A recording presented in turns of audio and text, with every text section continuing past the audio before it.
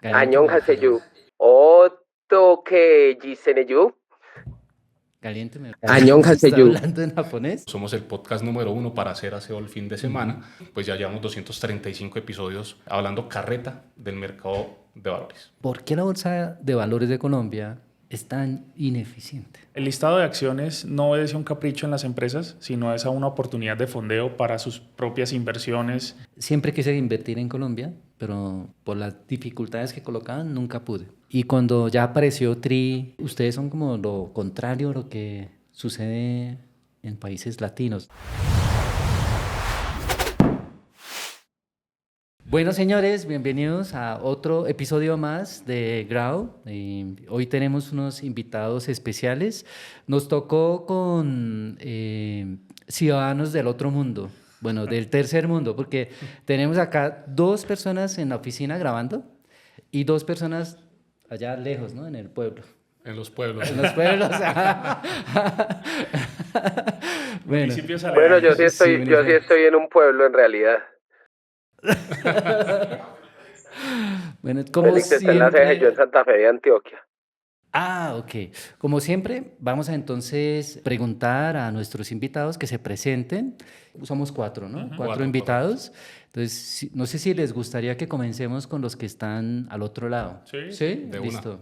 Bueno, los de Santa Fe de Antioquia, que a propósito, eso es bien bonito ese pueblo, hombre. Caliente, pero bien bonito. Caliente, pero 안녕하세요. frío. 어떻게 지내요? ¿Está hablando en japonés? Sí. No sé qué hizo. Disculpe, Así no se hizo en siempre hace coreano. eso. ese tipo de decir. Yo An녕하세요. Parce, usted está pidiendo de sushi, no. No se dice así. Preséntese y 안녕하세요. ya. Preséntese y ya. No se dice así. 안녕하세요. Ah, 안녕하세요, sí, ese sí es coreano. Sí, sí. 안녕하세요. Y no se dice 어떻게 지내요?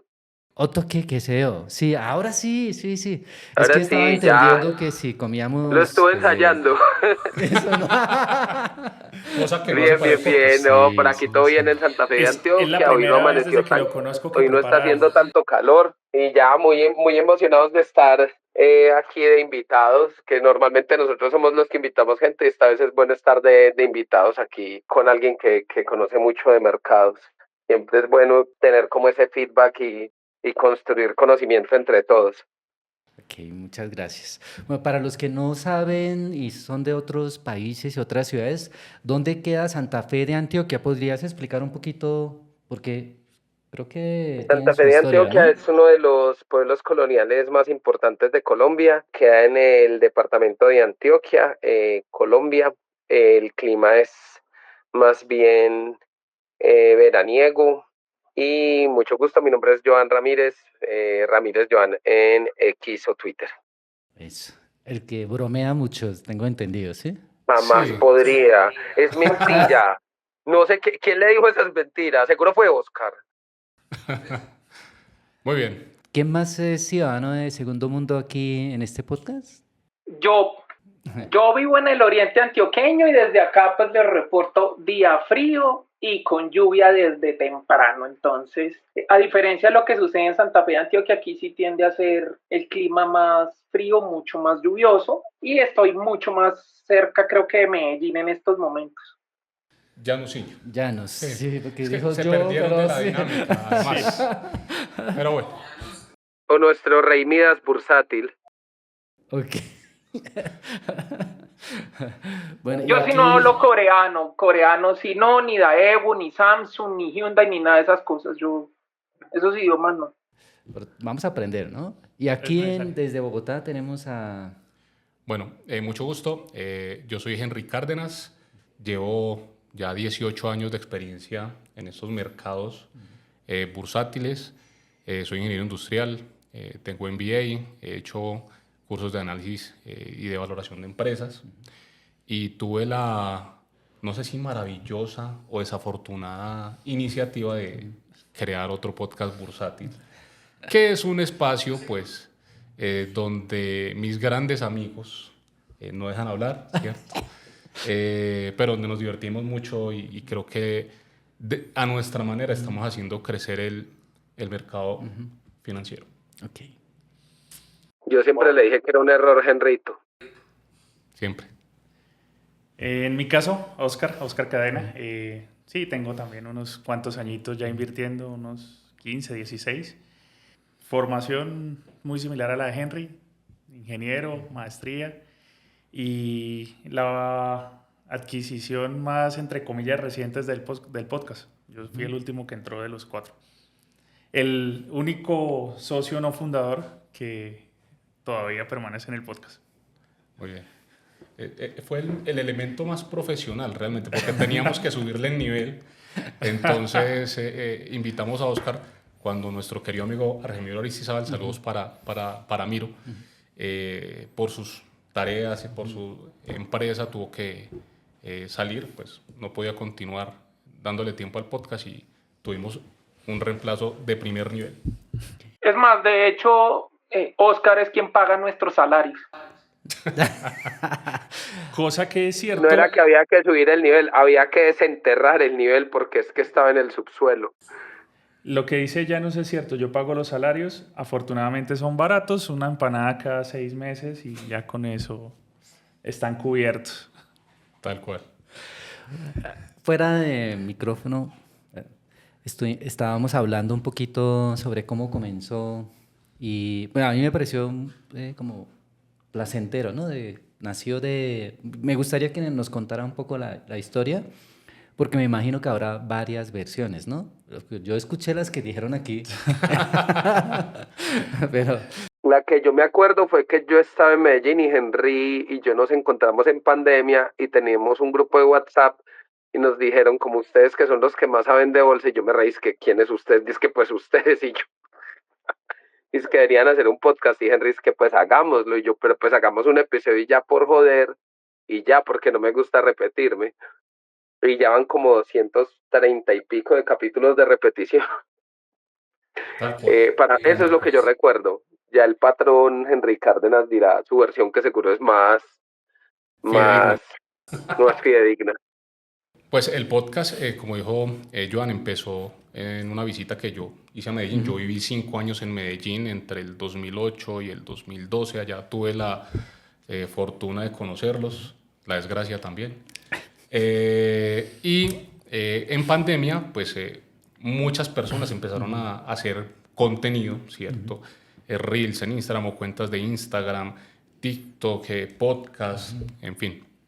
Entonces, en una de las visitas a Medellín, nos encontramos con Joan, nos tomamos una cerveza y tomamos pues, la decisión de hacer lo que hacíamos normalmente, un fin de semana, que conversábamos, no sé, bueno, cómo le fue, qué hizo, cómo estuvo la semana, dónde le fue bien, dónde no le fue bien.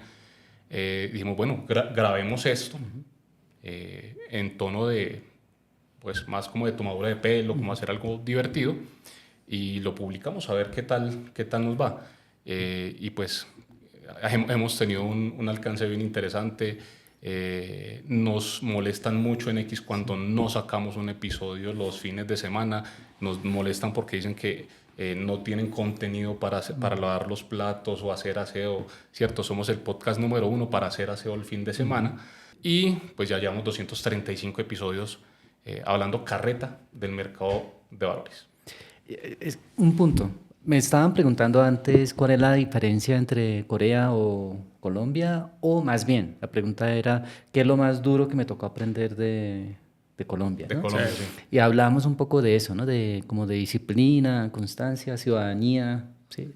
Y creo que ustedes son como lo contrario a lo que sucede en países latinos, ¿no?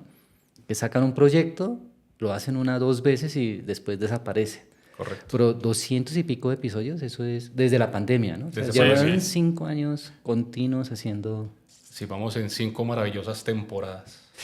Impresionante. Primero que todo, me quito el sombrero, como dicen acá, a los 4. Felicitaciones por ser Gracias. muy disciplinados, muy constantes, consistentes y bueno, y pues porque eso es tiempo de cada uno de ustedes, ¿no? Igual, Correcto. así se diviertan en sus charlas, pero creo que también o sea, lo que vimos, ¿no? Ahorita de conectar y subir, todo eso hace parte de... ¿Quién de ustedes, los 4, es el robot o el bot? El editor, el bot, no, el bot es una...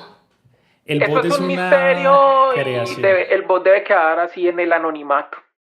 Ah, El bot es una creación colectiva. Ok. Realmente tiene fases de personalidad de cada uno de los integrantes y actúa en situaciones específicas en las que por alguna razón la opinión va a generar controversia. Entonces, ahí está. Trabaja muy de la mano con el bot de Finsar. Entonces, se entienden bastante bien. Son amigos. Sí, Son creados con el mismo LLM. Con el mismo LLM. lenguaje de programación, sí, exacto. ok. Sí. Muy bien. Pero es bien interesante y nosotros molestamos mucho en el podcast porque decimos que para poder crear un bot hay que entrenarlo con unos datos, ¿cierto? Que es lo que recoge finalmente lo que va a responder.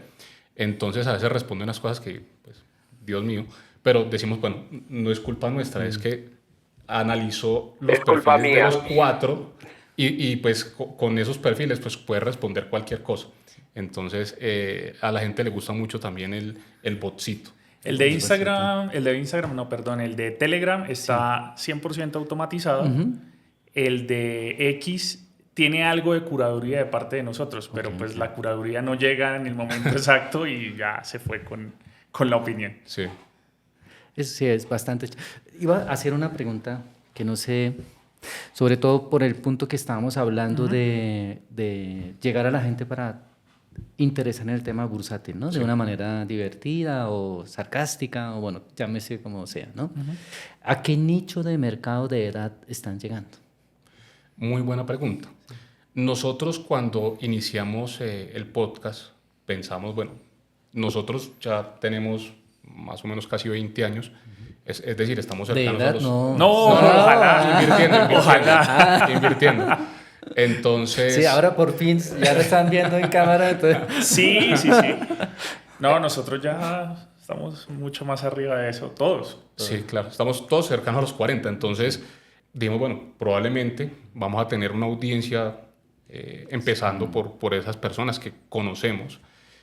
Como te decía ahora, pues conocemos gran parte de la fauna bursátil de colombiana. de Twitter. Hemos tenido la oportunidad de compartir en diferentes espacios, entonces conocemos a muchos.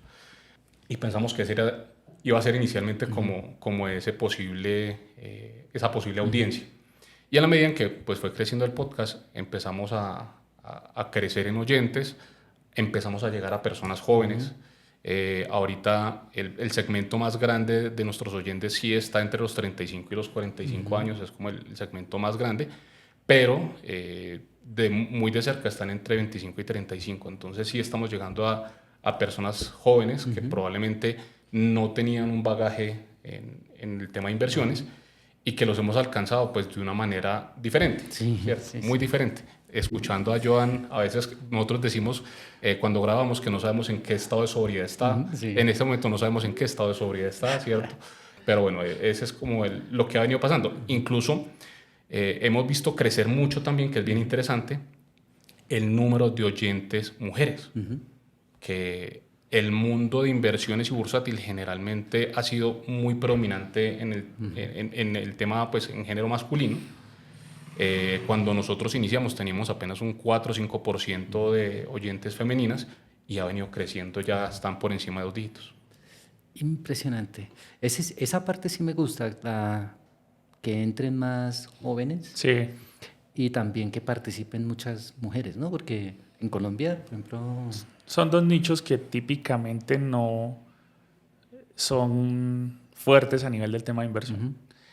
Digamos que yo lo segmentaría un poquito diferente también, y es al inicio los que nos escuchaban eran inversores veteranos, llamémoslo de alguna manera, inversores maduros.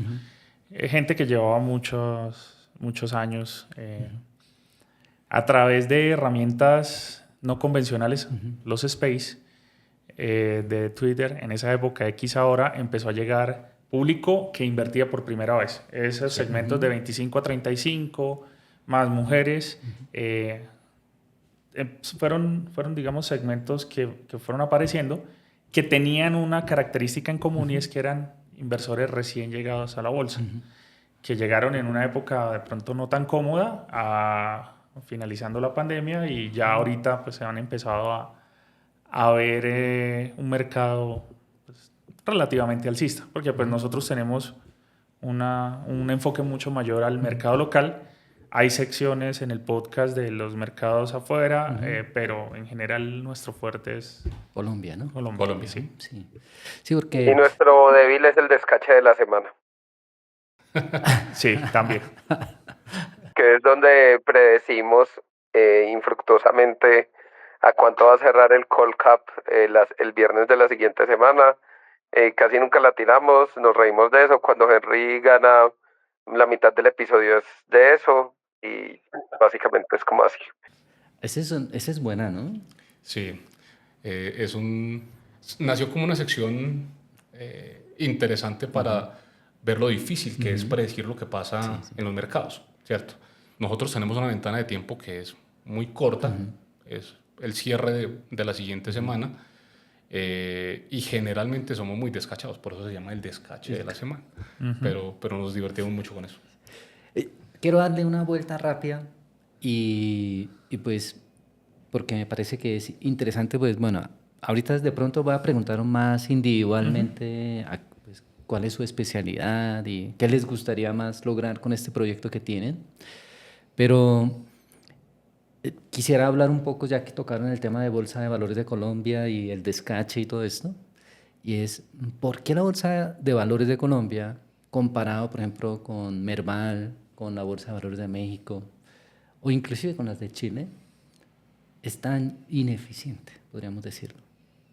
¿Por qué? O sea, ¿por qué creen que eso sucede, según su opinión, ¿no? Obviamente, y espero que no nos escuche los de las... No, ojalá nos escuchen. Nosotros, Ojalá nos escuchen porque es que hay mucha tela para cortar aquí, ¿cierto? A ver, sí, comencemos, ¿sí? Pero sí me gustaría escuchar, yo tengo mi propia opinión, ¿no? Porque ahorita mismo, por ejemplo, yo vengo como hace un mes que quiero comprar Nutresa, ¿no? Y estamos hablando no comprar poquito, sino Una porción una porción grande, porque siempre ha sido como ¿Viste mi empresa. Nutresa? Sí, pero cuando yo voy a ir a comprar y veo las puntas, 5, 4, yo digo, o sea, yo entro y me Imposible. atrapan, sí, Sí, me atrapan. Imposible. ¿sí? totalmente. Entonces, Y después que el borracho es uno. Dios mío. sí. En fin, bueno. A ver, ¿quién quiere comenzar? No, pero vea, El mayor, yo que pienso, comience el mayor yo pienso, para poder identificar quién es el más... Joan. ¿Sí? ¿El mayor es el mayor? No, creo que el mayor soy... Ah, no, creo que es Llanos. Pero dale, Joancito. no, yo No, soy mayor señora, que el que, mayor es como que don Henry, qué pena. no, yo soy mayor que Henry 8 mesecitos. Entonces el mayor es usted. Sí, entonces vea, no, lo que pasa son varios aspectos a mi parecer. Uno, en este país hay mucha falta de educación financiera y hay mucha aversión a invertir en bolsa, porque aquí somos de una crianza muy conservadora de no meta su plática en una casa, un CDT, pero nunca nos enseñan realmente a invertir en un mercado financiero y cuando la gente invierte al otro día está muerta de pánico porque sus acciones bajaron. La gente es muy nerviosa, la gente no tiene inteligencia financiera ni emocional. Eso pues creo que es uno de los grandes problemas del colombiano. El otro problema que hay, y siempre se lo hemos criticado y ojalá la BBC nos escuche, porque es muy culpa de ellos, es que aquí para acceder al mercado financiero hay que llenar un montón de formularios. Las comisiones son muy altas. La facilidad para que acceda la gente que tiene pocos recursos es muy alta. Las comisiones son carísimas, aunque ya pues se ha ido aplacando un poco el tema, o sea, hemos visto nuevos jugadores en el mercado que están haciendo que eso sea un poco más económico, pero igual me parece que a comparación de unas plataformas como son Interactive Brokers, Schwab, sigue siendo, o sea, las plataformas aquí son paquidérmicas, mantienen fallando, uno la verdad entra en muchos problemas. Si uno tiene que salir de una posición rápidamente y una plataforma se cae, te toca llamar al asesor y espera en línea y tú sabes que esto del mercado es cuestión de segundos también, o sea, digamos, tener el gatillo más rápido para comprar o vender en ciertos momentos, con ciertas posiciones. Entonces, para mí esos son de los dos grandes problemas que tiene la Bolsa de Valores de Colombia. Me gustaría mucho escuchar a mis compañeros podcasteros a ver qué piensan ellos.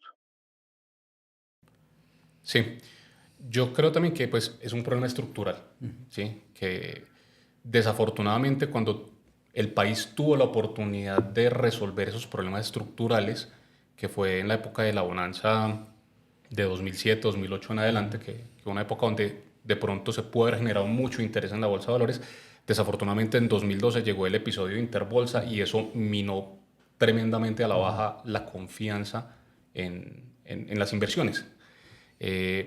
Y dentro de los problemas estructurales, pues hay unos temas, como decía yo, unos temas de comisiones que son exageradamente altas comparado con lo que se paga en un broker del extranjero, en acciones y en bolsas más desarrolladas. Y que aquí, por ejemplo, TRI ha hecho un proceso de democratización bien interesante, ha tratado de bajar al máximo las comisiones para que muchas otras personas puedan acceder al mercado de valores, pero siguen siendo comisiones muy altas si uno las compara con brokers de afuera. Entonces el problema no es tanto de esa cercanía con el ciudadano de a pie inicial, sino que estructuralmente hay unos sobrecostos y unos temas burocráticos y de papeleo, también, como decía Joan, que hacen difícil que sea económicamente viable para una persona que apenas está empezando, ¿cierto? Entonces, aquí un comité de expertos que después de lo de Interbolsa pues listaron unas acciones que debían hacerse para retomar la confianza, volver a atraer más emisores, porque es que Colombia es un país de muchas empresas muy bonitas que tiene muy pocos emisores en bolsa. Y desafortunadamente de esas soluciones que se plantearon en esos comités pues no se ejecutó pues prácticamente nada y todavía la gente tiene mucha aversión por esa inversión en la bolsa de valores. Lo de Interbolsa fue una cosa que minó y destrozó la confianza de la gente. Entonces creo que pues hay que retomar esto de una forma donde realmente se vaya a la raíz, al tema estructural de la bolsa más que en las comisionistas. Y si se soluciona eso, si hay una demanda de más personas y si realmente se ve que hay comisiones que son más viables para tomar posiciones pequeñas, pues probablemente los comisionistas vuelvan a tener interés en fortalecer su plataforma tecnológica, bueno, en hacer otras cosas para que ellos puedan facilitar esos servicios al mercado. Pero si el mercado o el interés sigue siendo pequeño, pues también las comisionistas no van a hacer mucho. Hay que solucionar muchos temas que van más allá, que son más profundos. Bueno, en el caso particular, yo creo que esto hay que analizarlo como cualquier negocio. Acá tenemos una oferta y una demanda. Entendiendo la oferta como las compañías que quieren listarse en bolsa y la demanda, pues es lo que mis compañeros ya han abordado. Cuando tú analizas el problema desde el punto de vista de la oferta, que es que las empresas se listen para tenerlas, tenemos que analizar también el comportamiento de, pues, el listado de acciones no obedece a un capricho en las empresas, sino es a una oportunidad de fondeo para sus propias inversiones en el ciclo normal de la compañía. Ese fondeo compite entre renta fija y renta variable. El largo periodo de bajas tasas de interés en la renta fija hizo que durante mucho tiempo, si tú miras los estados financieros de las compañías, su estructura de financiación, inclusive de las listadas, tiene un componente muy fuerte a nivel de bonos corporativos. Era muy barato financiarse durante una cantidad de años. Y si a eso le sumas que estructuralmente ellos, de manera indirecta, son dueños de la BBC o eran dueños de la BBC en su momento, cuando BBC estaba listada solo como local, los principales accionistas eran bancos. La junta directiva de la BBC eran bancos, que también emiten la renta fija hacia el mercado secundario de las personas. En ese sentido, digamos que los incentivos no estaban alineados para que fuera tan fácil. Por un lado, pues me salía más caro entregar patrimonialmente parte de mi compañía que fondearme vía bonos. Y por el otro, no habían incentivos que se alinean a lo que mencionaban ahorita de es complejo listarse en Colombia, los requisitos, la regulación. Muchos emisores en el podcast nos han manifestado que no es fácil cumplir para listarse, comparado con inclusive bolsas mucho más maduras como la bolsa de Nueva York. Entonces, desde el lado de la oferta, no hay alineación de incentivos ni económicos ni estructurales para que el mercado se desarrollara. Ahorita algo se logra con la integración de Nuam. Soluciona un problema en el corto plazo y es tener más emisores. De mediano y largo plazo sigue la deuda de lograr que las grandes empresas colombianas se listen en la bolsa, que se cree la masa crítica que haga interesante, sobre todo en el ciclo que viene, o en el ciclo que venimos experimentando hace un par de años, de altas tasas en la renta fija, pues se vuelve atractivo de pronto para las compañías emitir. De hecho, vimos a Davivienda hacer emisión para fondear su compra a Scotiabank. Entonces, ese tipo de movimientos es los que uno esperaría, pero eso necesita de fondo una estructura que incentive a que esas empresas lleguen, sobre todo las que son nuevas. Hablábamos ahí de un par ahorita que podrían ser interesantes para tener en bolsa. Desde el lado de la demanda, pues creo que sí, mis compañeros ya han cubierto bastante bien la problemática y es plataformas, costos, cultura de inversión, educación financiera. Creo que con eso explicaría mucho el por qué estamos tan atrás respecto a otras culturas y otros países. Como en un círculo negativo así, todo el tiempo estamos descendiendo. Por esto, no. Esto, no. Y entonces cada vez es como más abajo, más Una abajo, cosa ¿no? lleva a la otra, es correcto. Yo tengo una teoría. No sé si esto de pronto puede sonar a raro, pero pues bueno, por mi trabajo me ha tocado viajar mucho y hablo con empresarios en startups y cosas así. Y siempre comparo Argentina con Colombia. México no, porque está más pegado a Estados Unidos. Sí, es una cultura un poco diferente. Sí.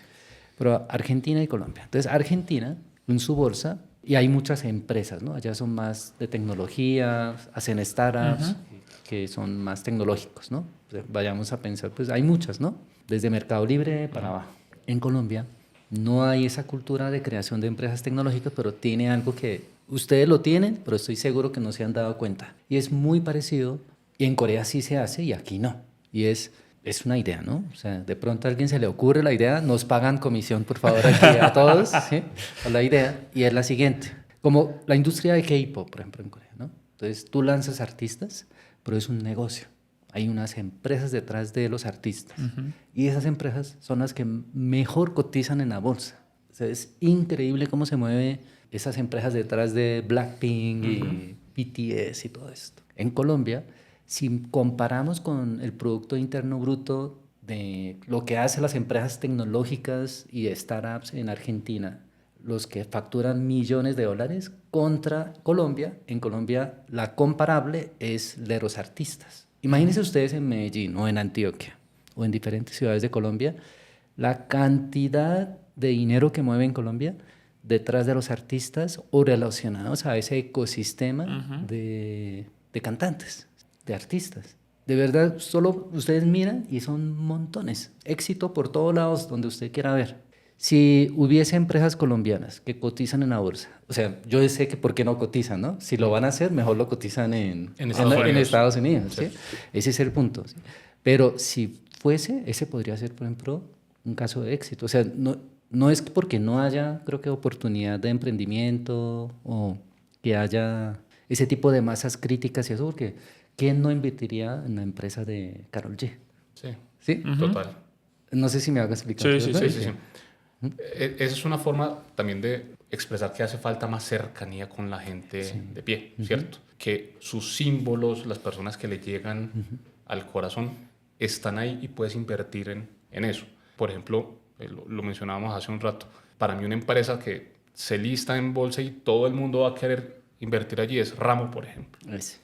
Ramo es una empresa que todo el mundo lleva en su corazón, que la lleva adentro porque desde pequeñito, desde niño, hasta comía los productos.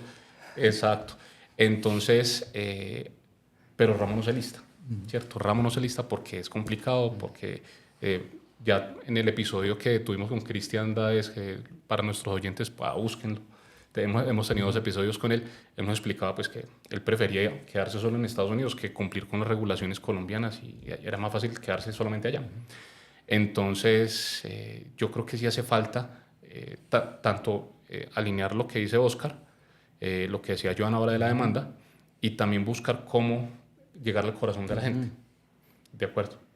Sí, falta mucho más podcast, llegar más alcance. O sea, ojalá, si están escuchando este podcast y no importa si eres colombiano o no, dale un like, comparte a un amigo colombiano para que escuchen y sigan a... ¿Cómo lo pueden seguir a ustedes?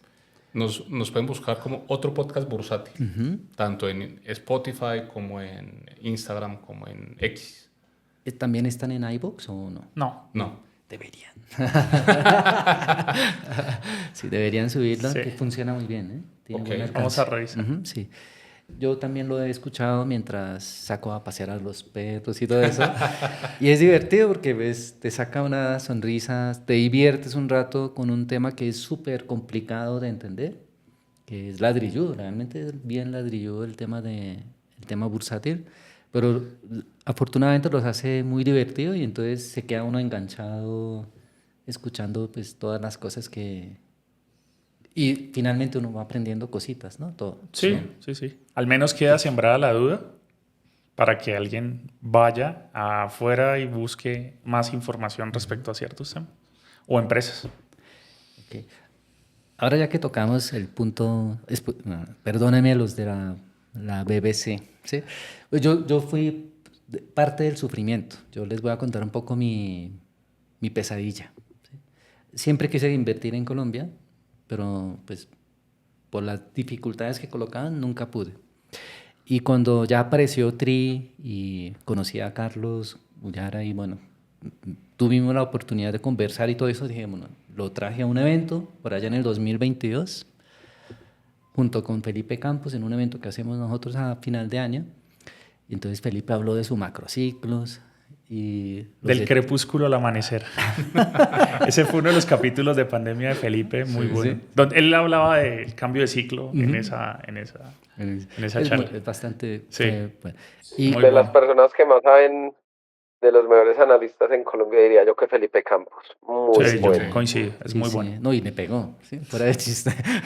Sí. Y bueno, entonces dije, bueno, es mejor momento para abrir cuentas en Tri. Entonces, bueno, todos abrieron la cuenta en Tri, invirtieron y ganaron un montón, hasta con Sura ganaron. ¿Sí? Estamos hablando final de 2022, inicio de 2023, o sea, el mejor momento para haber comprado, ¿no? Ujú. Total. Y yo duré desde esa época hasta este año, hasta febrero de este año, que pude abrir mi cuenta en Tri. Duré casi 2 años luchando, pasé documento, que no, que sí, que no. La verdad es súper complicado. Y eso porque yo persistente quería, si no, ya lo hubiera... Normalmente la gente desiste después del Sí. primer, segundo intento, porque pues no es tan cómodo estar solicitando esos accesos y que el proceso de vinculación, si bien se ha venido facilitando mucho, pues todavía tiene ciertas restricciones en algunas casas de bolsa de capital, en otras de documentación. No es fácil. ¿Y quieres que yo les voy a decir cuál fue el problema? ¿Cuál? El segundo apellido. Los coreanos, o bueno, muchos extranjeros no tienen segundo apellido. Sí. Y era uno de los requisitos llenar la casilla del segundo apellido. Y como no tenía, no importaba las veces que yo pasara la intentaras. documentación, nunca iba a pasar, porque no había alguien como un humano detrás Ajá. que dijera está completo, pero se da cuenta que pues no tiene. Pues, simplemente sería como hasta que movieron cuerditas por allá tal y dijeron pues que coloques tu segundo apellido 2 veces. pues, 2 veces. 2 veces tu primer apellido, claro. No, increíble. Increíble, pero creo que son de esas cositas que sí hay que Sí, eso hace parte de los temas. que decían de la barrera, ¿no? O sea, Sí. yo no me imagino uno como inversor pues de la calle que quiere pues hacer una empresa como ramo y querer, me imagino que es peor, ¿sí? Igual, correcto. Trámites y trámites y Es- trámites. es- Sí, eso es Colombia, la tramitología sobre la tramitología. Y hacer filas y reclamaciones, y reclamación sobre la reclamación. Es el deporte nacional, hacer fila. No sé si nacional, pero mínimo de Bogotá sí. Sí, Sí. sí. Sí, Sí. si no vea un crepes al mediodía, un crepes and waffles, allá en Bogotá. Uy, sí. Es deporte, ya La verdad, sí, sí. nos gusta. Ahora sí voy a, ya que dije mi pesadilla, ya se lo solté un poquito. También quisiera preguntarle un poquito sobre ¿Por qué razón comenzaron? O sea, me gustaría saber, ya que pues ustedes hablan todo el día de, pues, del tema, pues ese es el propósito del podcast que ustedes tienen. Pero aquí los traigo como a sacarles cositas que los demás no saben. Sí, esa es la idea, ¿no? Sí, claro. Entonces, comenzando por allá, los que están virtual, ciudadanos del segundo mundo allá, que no les podemos ni ofrecer algo de tomar porque están Los de allá. los pueblos. Sí, los de los pueblos. seguro ellos están tomando algo. Sí, Lo que no cerveza. sé es qué tan un santas son esas aguardiente, bebidas. Sí. No, y troto 10 kilómetros y mañana entreno, ténganme fe. Ok. Ok. Henry, yo puedo cambiar. 235 capítulos han demostrado que eso no es cierto.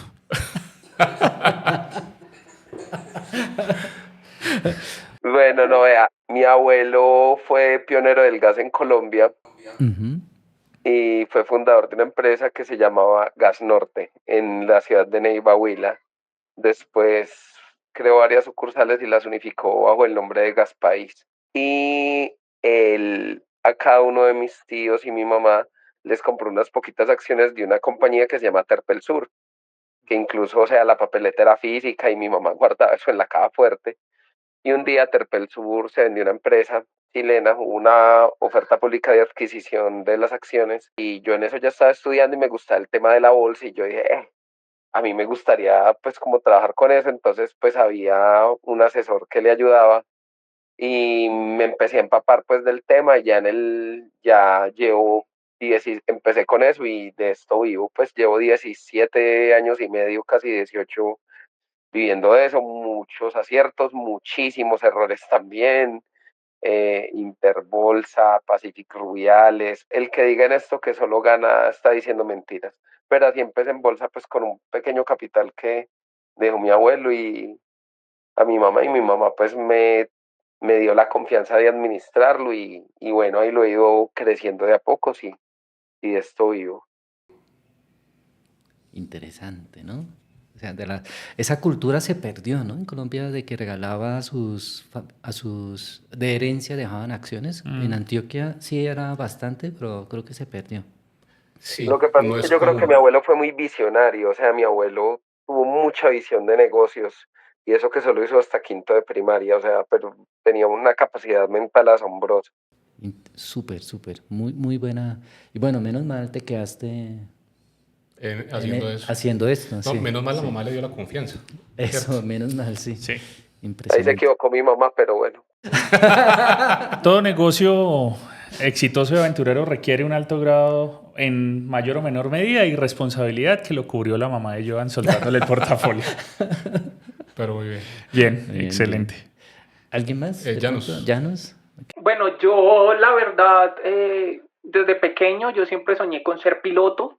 Yo iba a ser piloto y estaba totalmente seguro de ser piloto porque siempre me han gustado mucho los aviones. Cuando me gradué del colegio ese año, muchos lo van a recordar, pues pasó lo de las Torres Gemelas y combinación de factores, no fui piloto. Yo no sabía absolutamente nada del tema de acciones cuando estaba en el colegio, nada de qué era eso, yo no tenía idea, no me interesaba mucho, por eso no estaba cercano a ese mundo. Me fui a estudiar, yo estudié comercio internacional, relaciones internacionales, y dos amigos estudiaban finanzas y a ellos los pusieron con un simulador financiero en esa época, pues estoy hablando del año 2002, 2003. Era un programita ahí donde hacían unas operaciones con unos futuros de monedas, con algo de activos, materias primas y ese tipo de cosas e índices. Por mi horario, a mí me quedaba más fácil en esos horarios de mercado yo ayudarles a ellos a lo que era poner órdenes y qué era eso, pues yo les ayudaba con eso porque a veces ellos no podían, pero pues necesitaban que les fuera bien para tener buena nota en esa asignatura que creo que era mercado de capitales o algo con portafolios, no recuerdo bien qué asignatura veían ellos que tenía que ver con eso. El caso es que yo manejándoles esa cosa, terminé interesado por eso de qué era un futuro, qué era un índice, esa vaina, qué es. Más adelante, pues yo en la carrera vi finanzas, pero a mí me gustaba era el tema de operar, qué era eso, cómo operar, por qué, cómo, cuándo, que cambiaban de precio.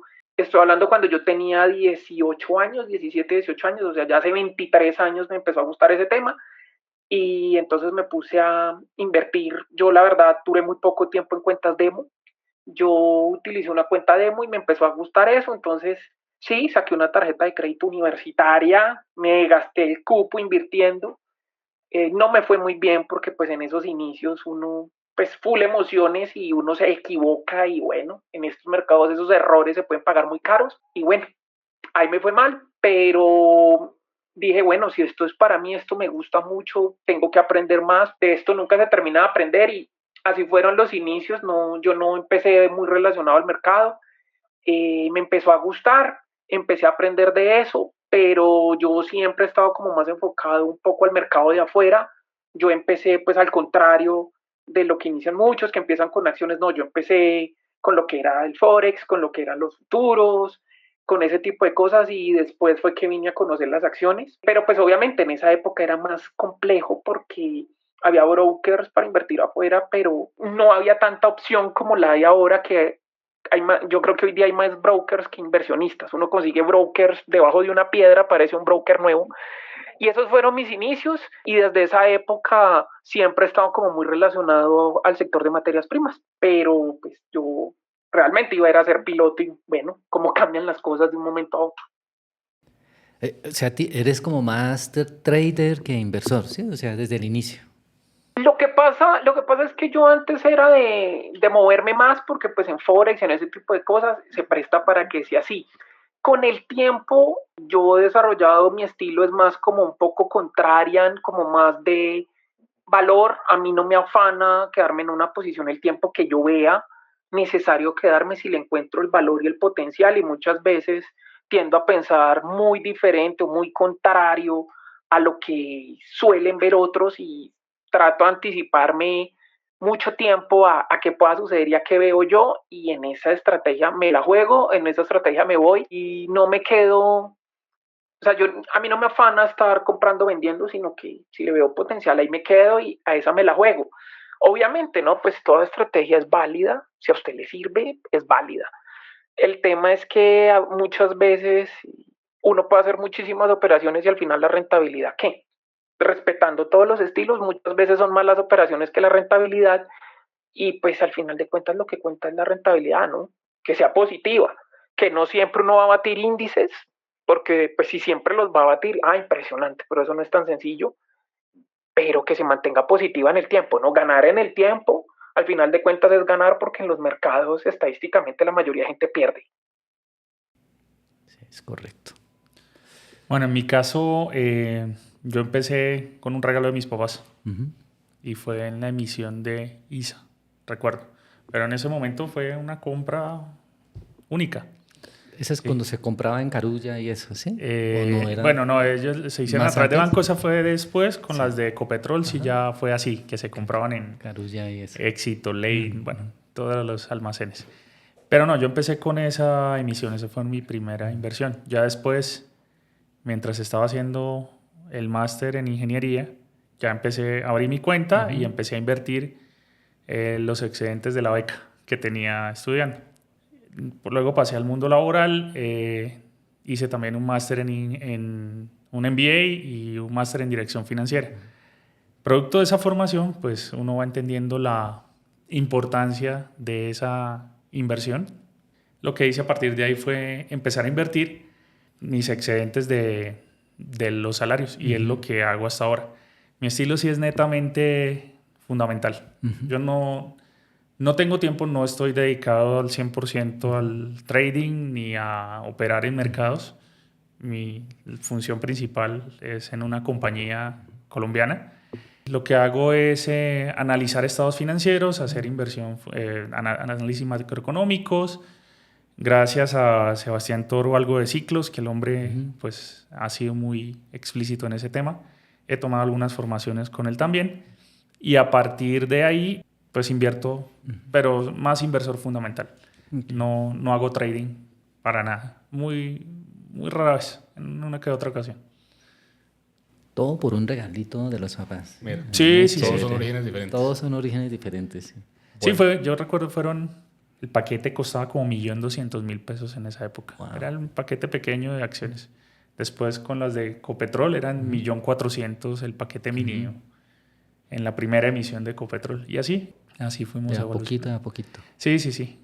O sea, antes era solo tenías las acciones que no estaban ni siquiera en el correo. O sea, tenías era como Las primeras fueron físicas. físicas, ¿no? Sí.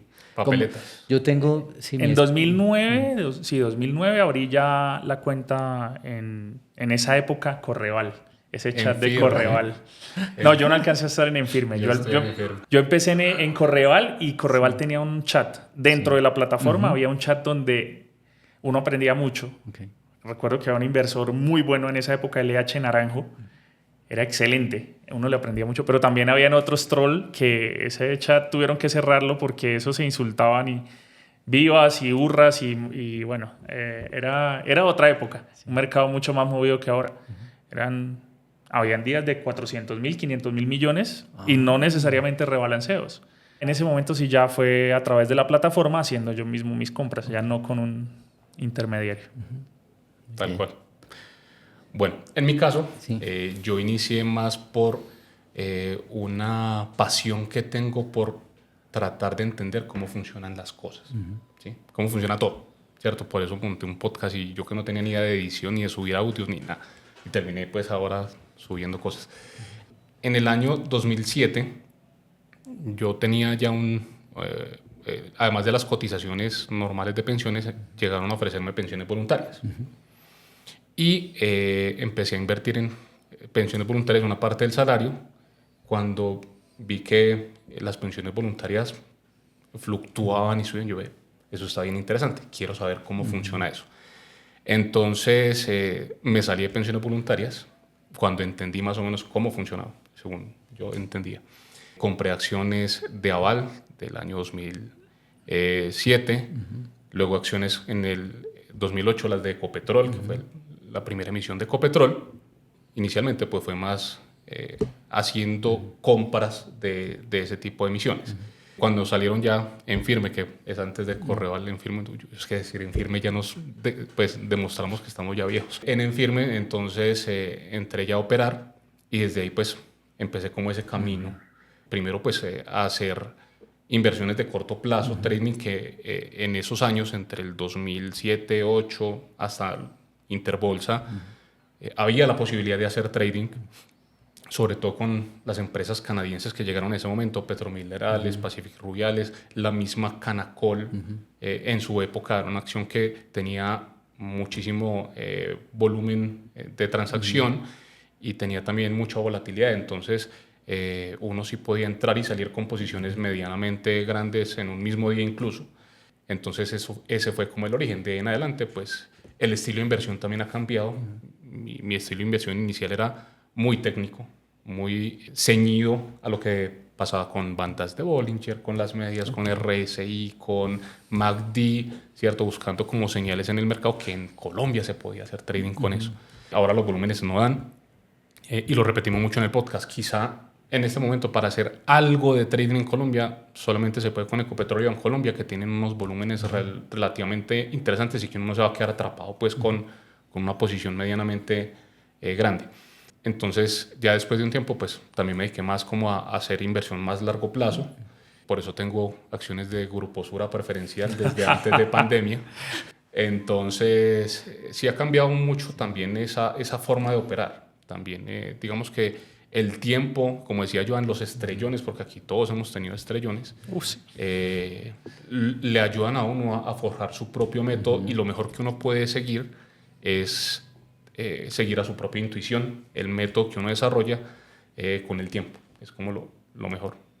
Sí, sí. Aunque aquí, pues hablando de eso, de lo que dice Henry, que en este momento es verdad de que hay muy poca liquidez y que para hacer operaciones intradía hay muy pocos títulos, yo pienso que estamos nuevamente llegando a un cambio de ciclo, como decía Felipe y como dicen varios analistas que saben, y creo que vamos a volver a ver esos días de primavera que hace 15 años no vemos, Henrito y los demás, pues que ya somos unas momias bursátiles y creo que se nos va a volver a dar ese chance de volver a hacer operaciones intradía, y que vuelvan los grandes volúmenes. Espero que así sea y que la gente recupere la confianza en el mercado financiero colombiano. Pienso que hay una luz de esperanza. Sí, yo creo que sí, aunque como decimos, Tri no es que sea la mejor para cuando nos agarra así la puntica y le volamos la Sí, las grosería, órdenes, ¿cierto? las órdenes parciales. Sí, Sí, es cierto, eh, pero, pero, pero yo creo que sí podría llegar a pasar eso. sí, yo creo que sí puede volver a llegar un momento donde se pueda volver a hacer trading en todas las especies de Colombia, en todas las empresas, donde una posición uno la puede comprar un día, vender al día siguiente sin quedarse atrapado. Sí. Y siento que algún día van a bajar también el tema de comisiones, porque es que hoy día, para los que de pronto nos escucha de afuera, la comisión es como, bueno, eso que Tri es el más barato, El más entre económico, comillas, sí. Sí. de todos, es como un almuerzo ejecutivo es la comisión. Sí, más o menos. ¿Sí? Sí. Es una buena analogía. Sí, entonces está caro. Sí. Porque eso es como el monto que una persona de la calle podría invertir. Sí, Tal cual. Sin sentir que perdió mucha plata. ¿Sí? Entonces, es Creo verdad. creo que para eso es necesario alcanzar masa crítica de inversores, una cantidad mucho mayor que permita... y que sí lo hay. Es que Sí. yo siempre lo publico. Digo, Colombia es el peor país de de las bolsas grandes que hay en mercados emergentes, el que tiene el porcentaje más bajo de penetración. Sí. Muy bajito. Así es. Y no sé por qué. O sea, tiene que haber una razón, porque no sé. ¿Será la bolsa? Es Sí. parte del problema. También culturalmente no estamos acostumbrados a invertir, ¿sí? No es una característica primaria cuando coges el salario o los ingresos de una persona y decir esto es para inversión. No. De hecho, no es ni siquiera tan fuerte el tema del ahorro. Entonces ahí hay un aspecto por trabajar que hace parte de la psique del colombiano en general. Los costos obviamente influyen, entonces pues creo que trabajando en esos dos aspectos se puede Y las lograr. regulaciones, ¿no? Porque, por ejemplo, Sí. sí están las grandes, ¿no? Como pues, Sura. Qué pena que pongamos Sura todo el tiempo, Bancolombia, todo eso. Que empleados, que son muchos, entre los grandes de Colombia son, no sé, serán más de unos cuantos 100.000. Sí. Si la empresa pudiera dar acciones en compensación o en opciones de compensación, cosas así, sería súper interesante, pero yo tengo entendido, eso me dijeron, me dijo Carlos de Tri, que eso era súper complicado dar regalos de acciones porque a nivel tributario, regulaciones era un enredo total. Entonces, lo mismo, ¿no? Sí. El presidente de, no sé, de Bancolombia dice, ¿para qué me voy a meter en un lío tremendo? Darles descuentos o darles como compensación acciones de la misma empresa donde ellos trabajan, porque esa es una de las cosas buenas que hacen Afuera. afuera. Alinean el incentivo de pues, los administradores y los trabajadores de tener buenos resultados porque les valoriza sus propios ingresos. La cuestión acá, hubo una época en la que sí se hacía. Yo conozco que ese tipo de incentivos serios los hacían en Ecopetrol, por ejemplo.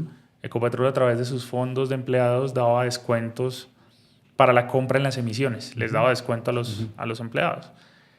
Hoy en día se usa, pero ya no estoy tan seguro si para bien o para mal. Ustedes vieron el pago en acciones a Canacol hace unos días a los administrativos. Sí, no. Entonces, Que es grosero. Exacto. Ahí hay un tema que vale la pena hacerlo siempre y cuando eso alinee los incentivos entre la administración y los accionistas. Es que para mí ahí hay un tema y hay que verlo también claramente así. A alguien le dejan unas acciones, por herencia o algo así, y los impuestos que tiene que pagar sobre eso fácilmente hace que le toque venderlas para pagar el impuesto. Entonces uno dice, bueno, eso es otro factor que juega en contra, porque es que también el tema tributario de tener esas acciones, de que si las hereda, entonces tiene que pagar acá o tiene que pagar, o vendo las acciones para pagar los impuestos. Entonces muchas veces puede ser casi que hasta un problema para una persona que le dejen unas acciones. Es cierto. Sí, falta una iniciativa que le permita a la gente incentivar ese deseo de invertir. Y lo que decimos, yo estoy seguro, si Ramo se pone la camiseta y emite acciones, con seguridad que la gran mayoría de personas va a querer invertir ahí. Sí. Pero bueno, si me pregunto, ¿no? Si yo fuera Henry, venga, usted está al borde del coma diabético, ¿qué? No, pero yo ¿Tienes ahí fuera de ponquecitos o qué? si yo fuera el CEO de Ramo, no Ajá. la listaría acá. Ese es el problema. ¿Sí? Yo la haría, por ejemplo, en Estados Unidos y haría campaña allá, porque pues ya la gente en Walmart ya me conocen. ¿Sí? Entonces prefiero listar allá y de pronto me va mejor. Es lo Y que es se que da hay un pronto. ejemplo claro. En Estados Unidos te van a pagar mejores métricas. Acá en la BBC, creo que lo hemos dicho varias veces en el podcast, una acción que está a más de una vez valor en libros ya está cara. Una acción que subió el 50%, uy, no, yo vendo. No, no, no, eso está muy caro, ha subido mucho, no, ya hay que vender porque está carísima. Pero es una acción que bajó un 60, un 70% y subió un 50% y ya está cara. Entonces, no sé, acá también como que muchas veces las métricas, una acción la castigan porque está más de una vez valor en libros. Vaya, miren Estados Unidos que acciones de 10, 20, 30, 40, 50 veces valor en libros y eso sigue subiendo y que sea lógico o no, pues eso es otro cuento, pero se ve mucho allá. Tenemos un ejemplo, Henry lo dijo ahorita, Tecnoglass. Tecnoglass en la BBC, yo mismo lo vi. Había quien comprara, no había quien vendiera. Había quien vendiera, no había quien comprara. Había una punta a 40.000 pesos comprando y vendían a 50.000. Duraba semanas que no negociaba. En el podcast que hicimos con Cristian Daes, él decía, es que para lo que mueve Tecnoglass, para ellos no justificaba. Y se fue de la BBC, llegó al Nasdaq, llegó a 70 y pico de dólares, y allá sí la miran, allá sí sube, allá no le ponen el drama acá. No, es que nadie compra, es que nadie vende. ¿Y por qué entonces en Estados Unidos sí la llevaron a 60 o 70? ¿O es que acá sí sabemos algo que allá no saben o lo contrario? O sea, yo No, ya, ahí uno dice, hay una particularidad del mercado acá. yo creo que eso lo hablábamos de hecho antes. La diferencia es que en Colombia la gente compra muchas veces es papeles en los que buscan una ganancia, no más, un papel. No compra la empresa. En Estados Unidos de pronto la madurez de los inversores hace que piensen que están comprando y siendo parte de una compañía, que es un ente que produce, que tiene crecimiento, que tiene un potencial a futuro. Acá de pronto no, de pronto lo que se mira mucho es subió el 2%, bajó al 3%, puede valorizarse el 5%, pero el subyacente, el por qué esa valorización no se mira más allá Sí. de cuál es su core de negocio. Creo que ahí como mercado tenemos mucho por madurar. Sí. Y hay otra cosa, en Estados Unidos, en mercados desarrollados, Europa, eso, cualquiera tiene acciones, cualquiera sabe algo de qué es X acción y tiene acciones de Nike, de Apple, de la que sea. Acá en Colombia cualquiera dice, no, es que yo tengo unas acciones de Ecopetrol, tengo unas acciones de Sura, es millonario. No, ese debe tener un montón de plata. O sea, acá creen que cualquiera que tiene X acciones tiene un montón de plata. Lo triste es que la mayoría de gente no es consciente que casi todo el mundo tiene acciones. Ecopetrol, por ejemplo. Sí. Casi todas. Indirectamente. Porque indirectamente a través de sus fondos de pensión son dueños de la mayoría de las empresas que listan en la Correcto. bolsa colombiana. lamentablemente son Exactamente. Y poquitos. mucha gente no lo entiende de que venga, es que usted está comprando acciones, usted está comprando deuda del país, dependiendo en qué fondo de pensiones esté, está comprando TES, está comprando acciones.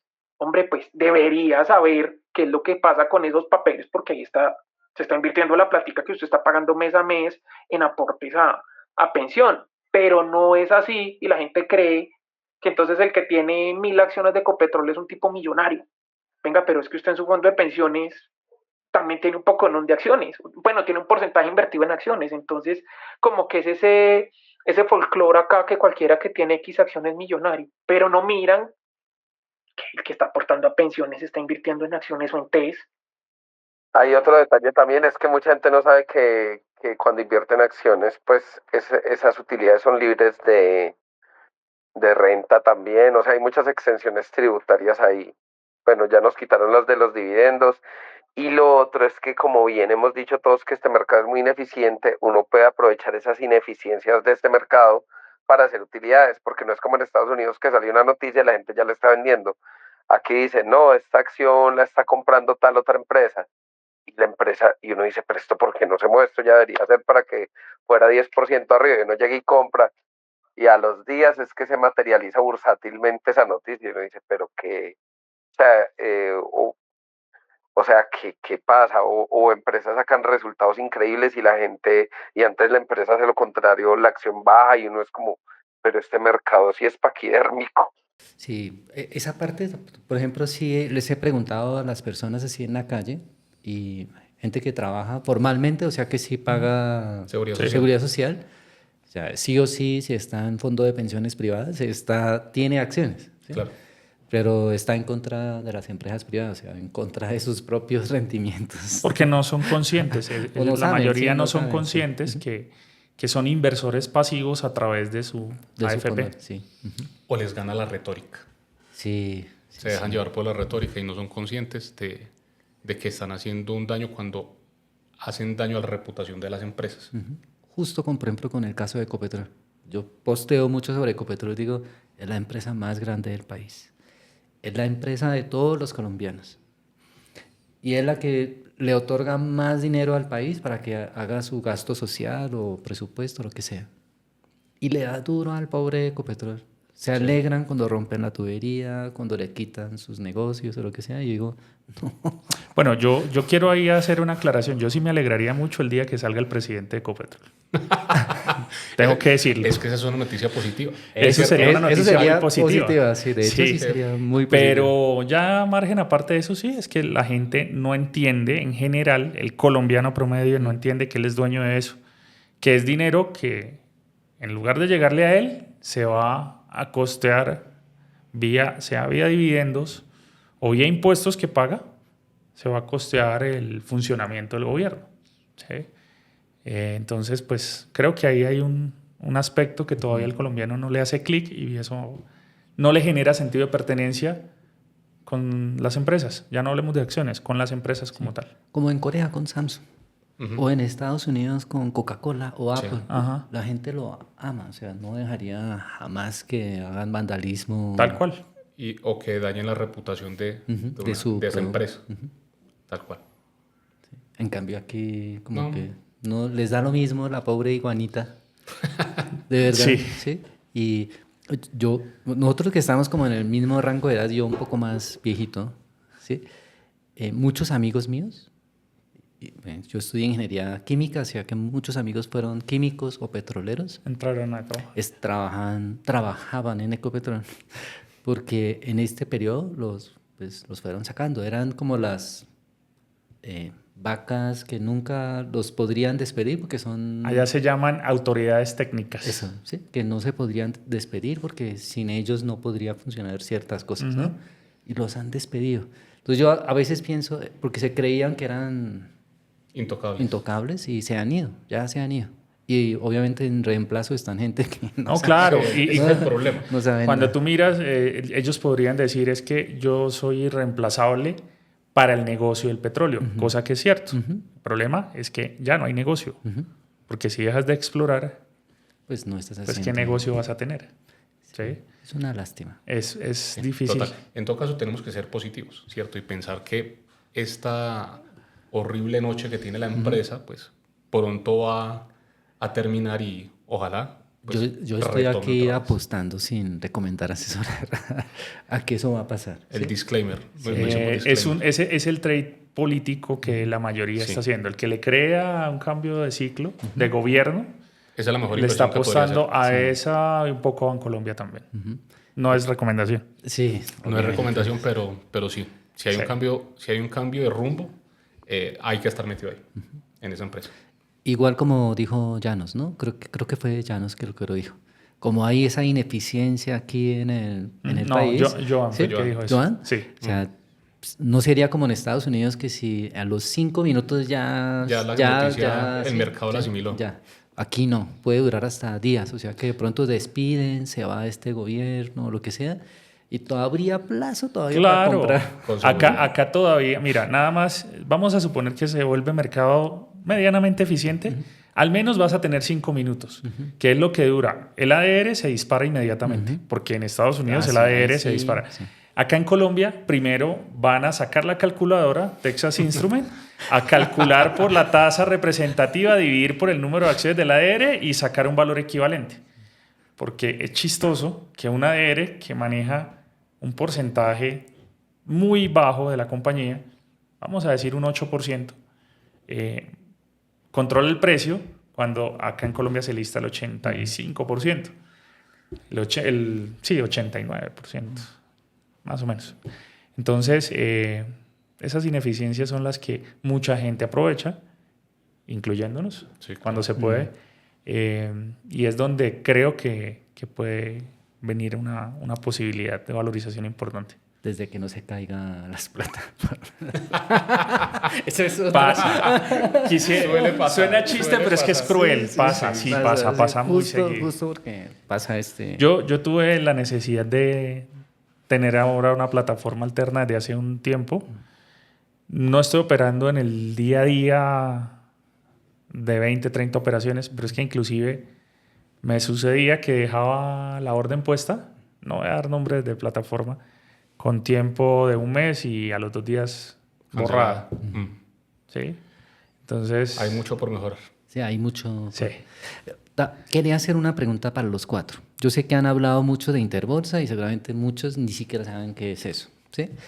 Y yo, o sea, miro y seguramente sí han escuchado, pero ni siquiera saben qué año, no saben, o sea, la mayoría, estoy casi que seguro, podría inclusive pedir al bot que haga la encuesta.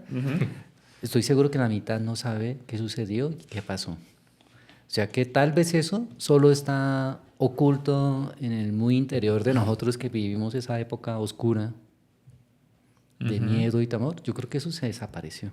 Es como... Además porque hay que pensar que en Colombia la mayoría de la gente olvida. Sí. Tiene una memoria muy corta. Aunque acá en Colombia hace relativamente pocos años...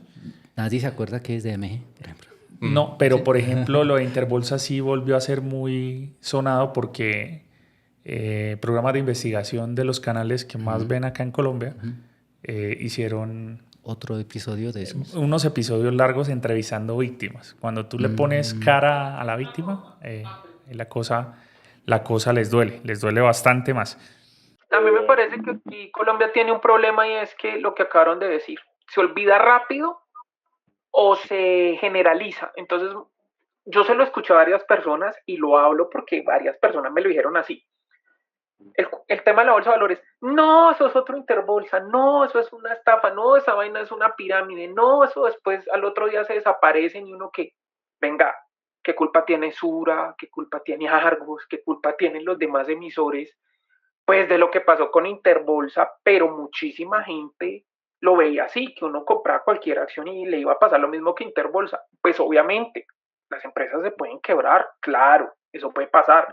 Toda inversión tiene un riesgo, sí, pero se llegó al punto de que todo lo que tenía que ver con Interbolsa era malo, inclusive hasta el punto de gente que trabajó en Interbolsa que no tenía nada que ver con los fondos ni nada, o sea, y decía, yo no puedo decir que trabajé en Interbolsa porque me caen con toda y creen que es que la plata me la quedé yo.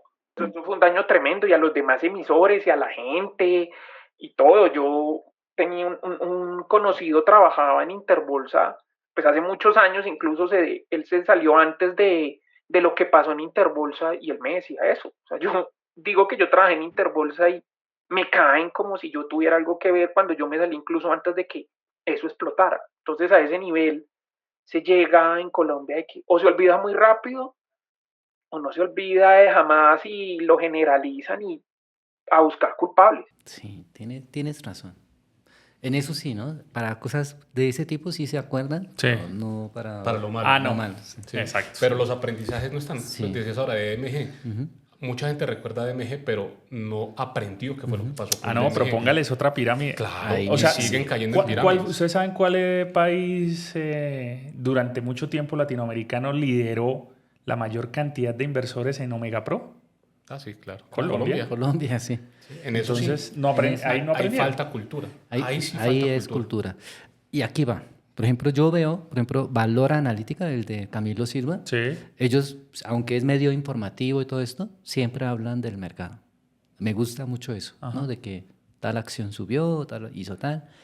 Pero vemos canales tradicionales, incluyendo las estatales, nadie habla de cómo se fue el movimiento bursátil en el país. O sea, a mí me parece increíble que en los noticieros principales no haya una sección así sea de un minuto que diga las acciones de Bancolombia subieron hoy tanto. No hay. Y eso yo creo que hay que cambiar. Hay que crear Yo ese te diría interés. que inicialmente me preocupo el día que los vea hablando de la bolsa. En serio, el día que ellos empiecen a hablar de la bolsa es porque ha subido mucho, Ok. ¿sí? Y ya el FOMO es tan fuerte que Que ellos podría, sí. necesitan estar ahí y eso es un indicador de salida importante. O ya está muy abajo. Fíjate que la bolsa se volvió relevante en los medios nacionales cuando tuvo esas caídas tan fuertes en la pandemia, que tuvo caídas de suspensión de negociación. Sí. Ahí sí, no tienen formación, los medios tradicionales no tienen formación. La bolsa la consideran como material de los medios especializados en economía. Entonces lo aborda Portafolio, lo aborda La República, lo aborda Valora. Los alternativos están haciendo un trabajo importante e interesante. Mejor que las Mucho mejor, tradicionales. Sí, claro. Son de nicho y lo hacen, tratan de hacerlo muy bien. Con sus errores de vez en cuando, pero No tratan de falta, hacerlo pues, muy bien. pero porque nadie es perfecto. Pero, Sí. pero sí. Sí debería haber, ¿no? Es que no sé si me hago... Sí, claro. Es por esa misma falta de masa crítica. O sea, para un noticiero supongo yo que es más rentable tener a la audiencia cautivada con lo que se puso Karol G ayer, que lo difícil que está y que va a ser para el país que Ecopetrol no siga explorando petróleo, ¿cierto? O sea, Pero yo pienso que, digamos, los chicos de ahora que están con esto de la tendencia de criptos, de Ajá. trading y todo esto, yo creo que si ponen a una persona o dos personas que discutan sobre eso 1, 2, 3 minutos, es que no tiene que ser mucho, qué sucedió irrelevante, tal, creo que sí va a tener una cierta audiencia. O sea, porque todo lo contrario, ¿no? Yo creo que en esto hay los que son o sea, se van a quedar solo para ver eso. Si alguien de los medios está escuchando este podcast, aquí estamos los de otro podcast bursátil, nos pueden contratar para hablar 2, 3 minuticos diarios. ¿Y por qué no? Eso es cierto. No? Ahora, ¿Sí? ¿qué es lo que sucede en ese escenario? Ese espacio no se ha dado en los medios tradicionales. A lo sumo se llega a algún programa específico de una única vez en el que revisan un punto particular. Lo he visto en canales como Red Más, que sí hacen uno que otro programa. Pero, dado que ese espacio no se dio, si te fijas, sí se viene generando en las plataformas alternativas. Entonces tú tienes gente haciendo análisis diarios, en Data IFX, unos mejores que otros. Tienes gente haciendo análisis de movimientos financieros, algunos estructurados, como es el caso, por ejemplo, de Sebastián Toro o de Giovanni Conde. Los dos pues, tienen ya una estructura establecida de análisis y de publicación. Y otros terminan siendo de manera espontánea a través de los podcasts o de los space, que termina analizándose la noticia del día. Pero masa crítica hay, por ejemplo, en X, que es una plataforma tan pequeña, y en las épocas de movimientos de Gilinski, donde estaba haciendo su toma hostil, se lograron space no programados de 4.000 oyentes. 5.000, sí. 5.000 oyentes. Yo creo que sí se puede. Como este canal en España que se llama Negocios y TV, creo que es. Por ejemplo. Que hablan, todo el día hablan de... Y acá existe ese canal, creo que es Data IFX el que lo tiene. Okay. Oigan, deberíamos nosotros tener un canal donde hagamos el podcast 24 horas. No. Entonces, ¿a qué hora trabajan? Y escuchar a Janus y a Joan todo el día no. Sí. Yo acabo de descubrir algo. Yo siempre pensé que eran así como Joan, que es el que recibió la herencia, ¿no? de la mamá. Yo pensé que todos eran así, pero he descubierto que aquí, ¿no? Que no, o sea, los que están escuchando, si trabajan para una empresa y aún así pueden invertir. Sí, claro. Porque mucha gente cree que trabajando no se puede. Y mira, aquí hay varios claros ejemplos de que trabajan, una parte de sus ingresos han invertido. Requiere, eso sí, un esfuerzo extra, ¿sí? Ese esfuerzo extra tiene que ser en tu tiempo libre, analizas las empresas, haces tu selección de inversiones y tiene que ser un estilo que no sea demandante en tiempo. Tiene que ser un estilo más de largo plazo. Fundamental. ¿Sí? Fundamental. Se puede, pero se puede. Y es muy rentable. O sea, Y aprender bien también que invertir no es solamente comprar y vender, eso es lo más fácil. Comprar y vender lo hace cualquiera. Es lo que implica, por decirlo así, jugarse la piel. Porque es que uno decir, carajo, es que es mi patrimonio el que sube y baja con la subida y bajada de las acciones, es otro cuento. Porque en cuenta demo cualquiera sabe, pero ya cuando es la plática suya la que se está jugando. Para tus oyentes que trabajan, que tienen un empleo, como en mi caso, se puede. Sí, se puede.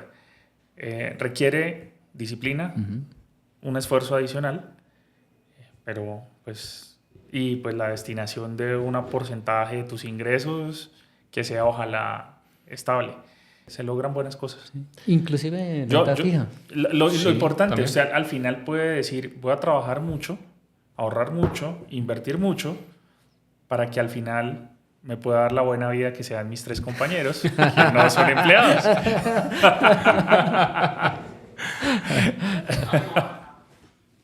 Pero hay algo muy importante que decía, mencionaba Janus, y es que dentro de todo ese gran concepto de educación financiera, hay una parte supremamente importante que muchas veces no se tiene en cuenta y es la parte emocional. La parte de reconocer sus propias emociones y cómo eso afecta las decisiones de inversión y las decisiones en la operativa, ¿cierto? Entonces, creo que dentro de la construcción que tenemos que hacer de país en el tema bursátil, hay que hacer mucho en el tema de reconocimiento emocional, en el tema de manejo emocional, de inteligencia emocional como tal. Okay. Bueno, ya estamos un poquito más de una horita y no he podido tocar todos los temas, es que son 4. Sí, no es fácil. A mí me gustaría invitarlos a una segunda temporada para preguntar cosas ya más específicas, porque me gustaría preguntarles como cosas, experiencias terribles que han tenido o como experiencias muy buenas, ¿no? Pero pues si hacemos eso se nos va, yo creo que otras 2 horas más. Por lo menos. Sí. Entonces, bueno, pero creo que si pude hacer el trabajo de saber de dónde viene la plata, ¿no? De dónde, bueno, de todo esto, bueno, yo creo que sí pudimos conocer un poco, pero en la siguiente les voy a hacer preguntas un poco más capciosas. Está bien. Porque la idea es conocerlos un poco más a fondo, justo el tema emocional. Claro. Y si a través de los errores nuestros otros aprenden a no cometerlos, es la mejor forma de aprender. La mejor, esa es la mejor forma de aprender es a través de los errores, ojalá de los errores de los demás. Sí, así es. Sí. Y bueno, y aprovechar para preguntarles en dónde coloco más mis posiciones y eso. Porque no es recomendación. Ni asesoría, pero... Ni asesoría. Sí. Bueno, así que muchísimas gracias. Primero, pues, excusándome de los que están en otras ciudades y conectándose. Gracias por su tiempo y a ustedes 2 por venir. Tuvimos un problema técnico al comienzo, pero aquí me esperaron un poquito y todo. Sí. Gajes del oficio. Fue lo primero que hablamos, gajes del oficio. Sí. Así que muchas gracias. Espero volverlas a tener otra vez. Claro y en la sí. siguiente, Cuenta si quiere, también invitamos a otros. Hacemos uno más así chévere. No solo otro podcast bursátil, sino invitamos a Toro, a Inversia, Felipe y todo. Que se habla y todo Inversia eso. Siempre está que se habla. Sí. Y pues hacemos un gran amigo de la casa también. Hacemos un poco más divertido todo. Muchas gracias por el espacio. Gracias por su tiempo. Muchas gracias por la invitación. Bueno, gracias. Chao. Hasta luego. Gracias, feliz tarde.